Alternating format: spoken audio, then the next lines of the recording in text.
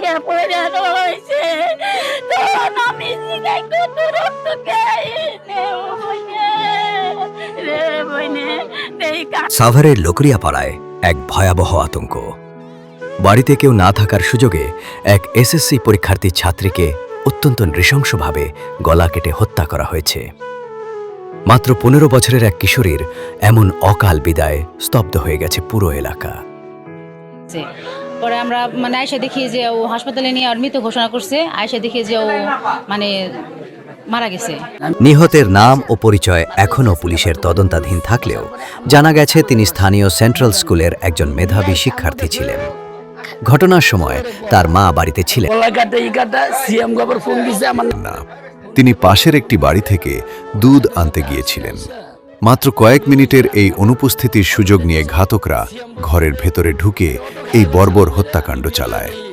মা আমার মায়ের ওই অবস্থা, পরে আমি সাথে সাথে ফিরে এসে দেখেন তার কলিজার টুকরো নিথর দেহে রক্তাক্ত অবস্থায় মেঝেতে পড়ে আছে। স্বজনদের দাবি, ঘাতকরা সুপরিকল্পিতভাবে এই হামলা চালিয়েছে।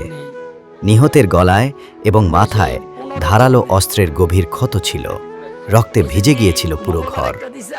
স্থানীয়রা দ্রুত তাকে উদ্ধার করে এনাম মেডিকেল ও পরে গণস্বাস্থ্য কেন্দ্রে নিয়ে গেলেও শেষ রক্ষা হয়নি। চিকিৎসকরা তাকে মৃত ঘোষণা করেন। তখন আমরা দৌড় পাড়ে আসি 3 জন, আইসে আমরা ঘরের ভিতরে ঢুকে দেখি যে ওর এই অবস্থা, ওর গলা থেকে মাংস উঠে গেছে, যেখান থেকে শ্বাস নিতে যায় ওখানে শ্বাস নিতে পারতেছে না। ওর এখান দিয়ে পাড়ের মতো কিছু একটা করছে, আর জামা কাপড় পুরো রক্ত দিয়ে ভিজে গেছে। পরে ওর জামা কাপড় ছিল পরে আমি ইমিডিয়েটলি আমরা ওকে তুইলে আমরা ওকে প্রথমে মমতাজে নিয়ে যাই। মমতাজ থেকে বলে যে ওনাকে এখানে রাখা হবে না, গণস্বাস্থ্য নিয়ে যান, বাঁচার সম্ভাবনা আছে। তখন আমরা তৎক্ষণাৎ ইংলিশ কার্ডে গণস্বাস্থ্য নিয়ে যাই। যাওয়ার পরে ওখানে খবর পেয়ে ঘটনাস্থল পরিদর্শন করেছে পুলিশ।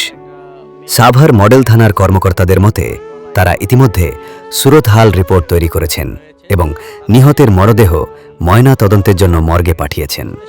প্রাথমিক তদন্তে খুনের পেছনে ব্যক্তিগত কোনো শত্রুতা নাকি অন্য কোনো কারণ রয়েছে তা খতিয়ে দেখছে পুলিশ। তবে খুব দ্রুতই অপরাধীকে আইনের আওতায় আনার আশ্বাস দিয়েছে প্রশাসন। অপরাধী যা তাকে আমরা গ্রেফতার করতে সক্ষম হব।